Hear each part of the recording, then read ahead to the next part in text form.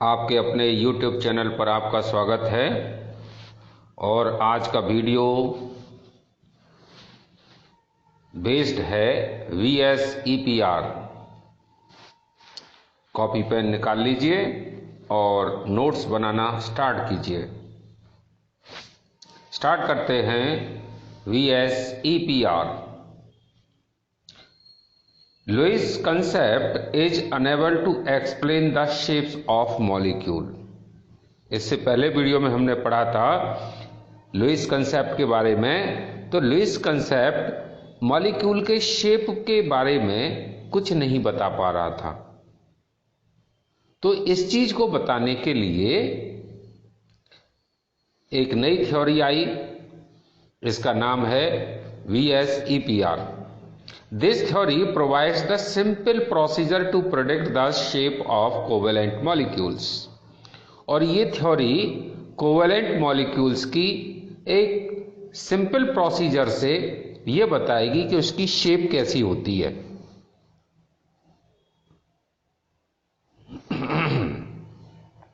Sidbeck and Powell in 1940 proposed a simple theory based on the repulsive interaction of the electron pairs in the valence shell of electron। 1940 में ये दो scientist थे, सिडबेक और Powell. इन्होंने valence shell में जो electron pairs होते हैं उसके रिपल्शन पर एक थ्योरी दी थी। It further refined by the Nyholm and Gillespie 1957।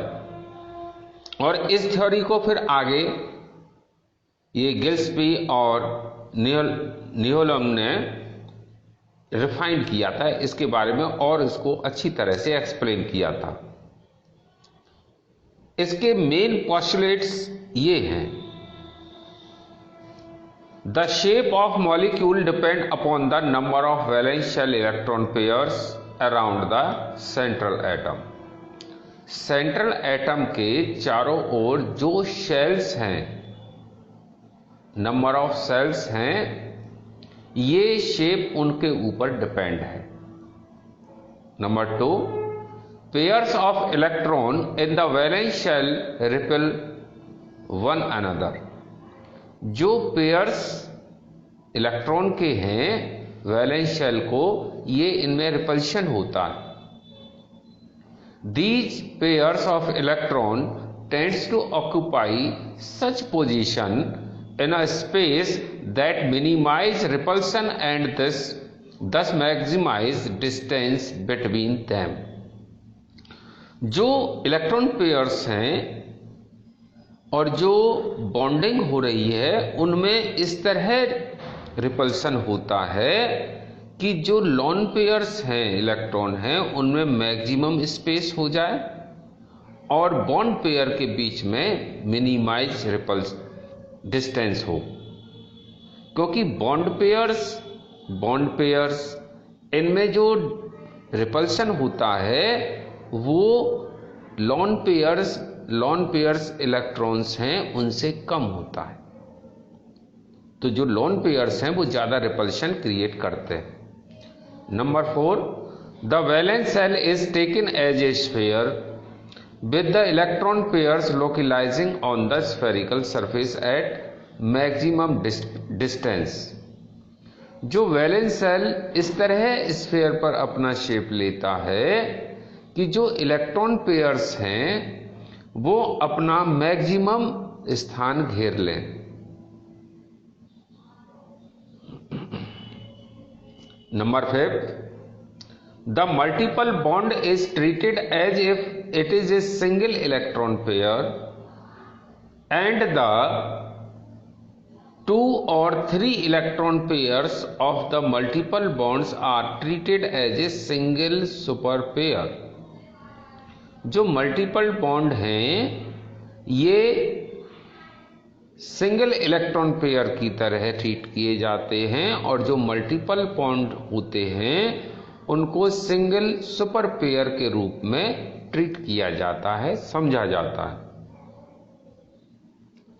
Number 6, where two or more resonance structures can represent a molecule, the VSEPR model is applicable to any such structure।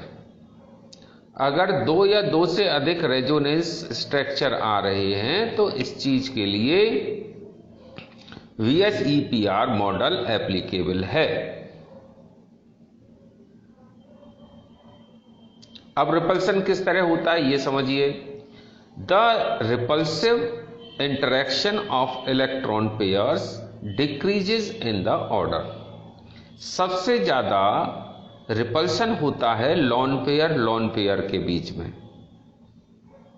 अगर कोई electron bonded नहीं है तो उनको lone pair कहेंगे।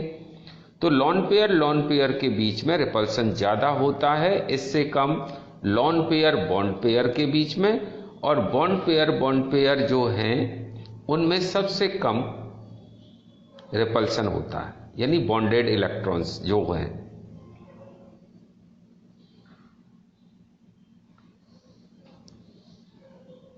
To predict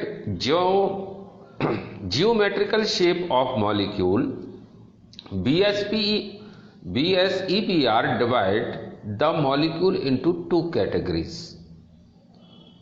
अब geometry और इनका शेप बताने के लिए VSEPR मॉलिक्यूल्स को दो भागों में डिवाइड करती है। एक वो मॉलिक्यूल्स जिनमें कोई लॉन पेयर नहीं होते, molecules in which the central atom has no lone pair. Central atom पर कोई लॉन पेयर नहीं है, तब किस तरह की शेप होगी। जैसे एग्जाम्पल है BeCl2 और HgCl2 का। इसमें मरकरी के दोनों साइड क्लोरीन मॉलिक्यूल हैं। तो अगर सेंट्रल एटम जो Hg या Be है उस पर लॉन पेयर नहीं है तो एक लीनियर इसकी शेप होगी। दूसरा एग्जांपल BF3 का है। बोरोन पर कोई लॉन पेयर नहीं है तो फ्लोरीन मॉलिक्यूल प्लेन पर इस तरह अरेंज होते हैं कि इनके बीच में डिस्टेंस इक्वलाइज हो जाए, तो ये ट्राइगोनल प्लेनर बनाते हैं।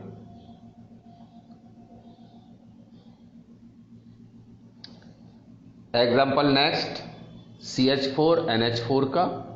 इसमें कार्बन या नाइट्रोजन सेंट्रल एटम है और 3 एटम प्लेन पर हैं और एक ऊपर की साइड प्लेन से ऊपर दिखाया है। तो जो ब्लैक से दिखाया है ऊपर वो प्लेन से ऊपर है और 3 प्लेन पर है, तो ये शेप बनती है टेट्राहेड्रल। टेट्रा माने 4 साइड वाला, 3 साइड से और एक नीचे का, 4 साइड हो जाते हैं। नेक्स्ट एग्जांपल है PCl5 का, फास्फोरस पेंटाक्लोराइड। इसमें फास्फोरस सेंटर एटम है, प्लेन वाले 3 एटम साइड से दिखाए हैं और जो ब्लैक हमने दिखाए हैं वो प्लेन से ऊपर हैं और प्लेन से नीचे हैं। तो ये शेप बनती है ट्राइगोनल बाई पिरामिडल। नेक्स्ट है SX6 का एग्जांपल, जिसमें सल्फर सेंट्रल एटम है और प्लेन पर ये 4 एटम हैं, ब्लैक से एक ऊपर प्लेन से और एक प्लेन के नीचे वाला हिस्सा है। इस तरह इसमें दिखाया गया है। ये प्लेन पर है, ये चारों प्लेन पर हैं और ये प्लेन से ऊपर और ये प्लेन से नीचे। तो इस तरह इसमें ये शेप दिखाई है। The VSEPR is able to predict geometry of P block element accurately। जो VSEPR है ये P ब्लॉक एलिमेंट को के शेप को अच्छी तरह से दिखा सकती है। लेकिन इसके भी कुछ ड्रॉबैक हैं। The VSEPR can not explain the effect of electron pair repulsion on molecular shape. जो VSEPR है, अगर कोई लॉन पेयर है उसके इफेक्ट को ये शो नहीं करती है, ये बताती नहीं है। ये इसका ड्रॉबैक है। अब पढ़ते हैं नेक्स्ट दूसरी तरह के मॉलिक्यूल्स के बारे में, उनकी shape of some simple molecules या ion with central ion having one or more lone pairs of electron. अब ऐसे सिंपल मॉलिक्यूल्स के पढ़ते हैं जिसमें सेंट्रल एटम पर एक या दो लोन पेयर है।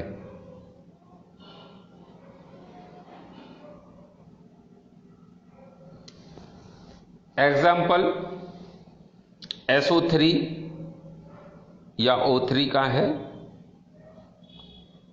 अब इसमें देखिए, इसमें दो बॉन्ड पेयर हैं, ये और ये, एक लॉन पेयर है। तो लॉन पेयर सबसे ज्यादा स्पेस ऑक्युपाई करता है। तो जो बॉन्ड पेयर हैं ये इनको ये थोड़ा सा और दबा देता है, सप्रेस कर देता है। तो BB के बीच में ये इनका एंगल और थोड़ा कम हो जाता है, बेंट शेप बनती है। ये शेप SO3 की और O3 की इस तरह ही शेप होगी। दूसरा एग्जाम्पल है NH4। इसमें 3 बॉन्ड पेयर हैं, 1 2 3 और एक लॉन पेयर है। अब इसमें क्या है कि जो लॉन पेयर हैं वो क्या करते हैं, उनके बीच में रिपल्शन बॉन्ड पेयर्स को धक्का दे करके थोड़ा दूर कर देते हैं। तो लॉन पेयर सबसे ज्यादा जगह घेरते हैं। तो इसलिए जो एंगल्स होते हैं बिना लॉन पेयर के, वो एंगल थोड़े कम हो जाते हैं। Next H2O।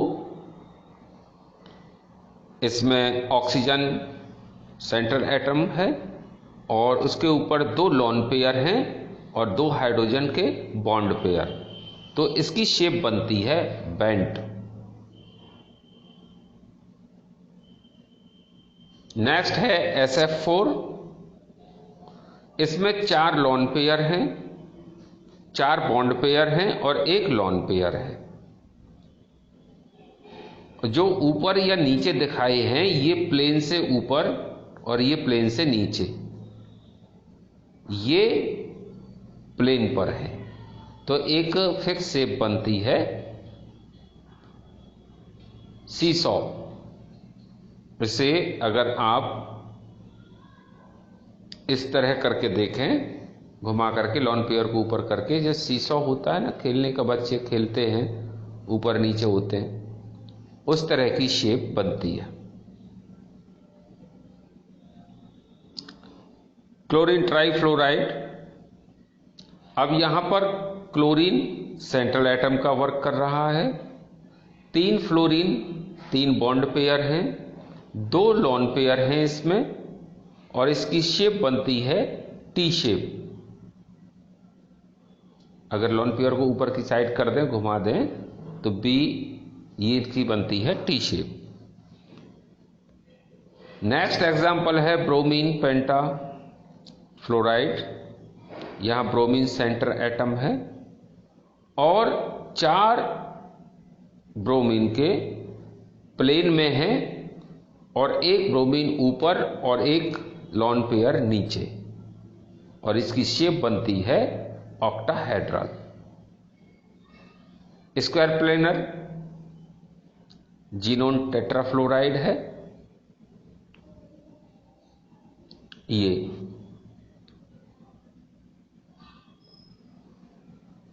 इसमें 2 लॉन पेयर हैं और 4 बॉन्ड पेयर हैं। 4 बॉन्ड पेयर हैं वो प्लेन पर हैं और जो लॉन पेयर हैं वो प्लेन से ऊपर और प्लेन से नीचे है। तो ये शेप बनती है ऑक्टाहेड्रल।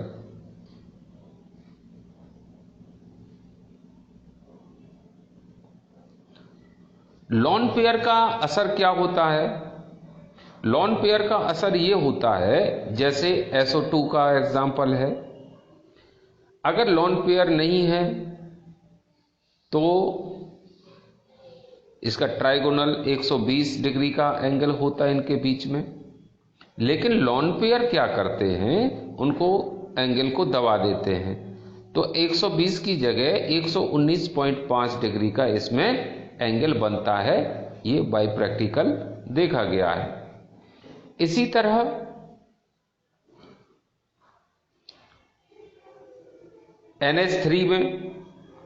NH3 में हाइड्रोजन के बीच का एंगल 109.5 डिग्री होता अगर लॉन पेयर नहीं होता। लेकिन लॉन पेयर की वजह से इसका एंगल दब गया थोड़ा सा और 107 डिग्री हो गया। इसी तरह बाकी के फिनोमेना भी हैं, जैसे H2O। The shape should have been tetrahedral if there were all bond pair but two lone pair are present, so the shape is distorted, tetrahedral or angular. The reason is lone pair repulsion is more than lone pair bond pair repulsion, which is more than bond pair repulsion. This is the angle is reduced to 104.5 degree from 109.5 degree. तो जो angle हम वैसे predict कर रहे थे VSEPR में, lone pair की वजह से वो एंगल थोड़े से चेंज आए, कम आए। उसका कारण यही है कि जो लॉन पेयर होते हैं इलेक्ट्रॉन, वो बॉन्ड पेयर इलेक्ट्रॉन के थोड़ा धक्का दे करके बॉन्ड पेयर इलेक्ट्रॉन के बीच में गैप थोड़ा कम कर देते हैं।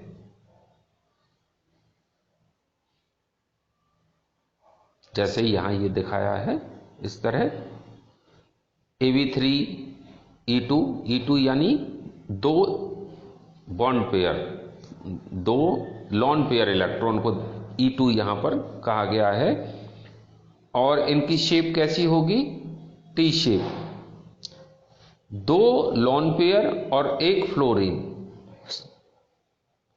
प्लेन पर है और एक फ्लोरीन, दो फ्लोरीन में से एक ऊपर लॉन सरफेस के और ये सरफेस के नीचे।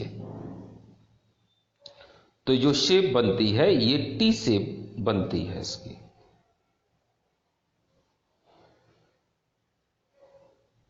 तो ये रहे कुछ एग्जाम्पल के साथ VSEPR यहां खत्म हो जाता है।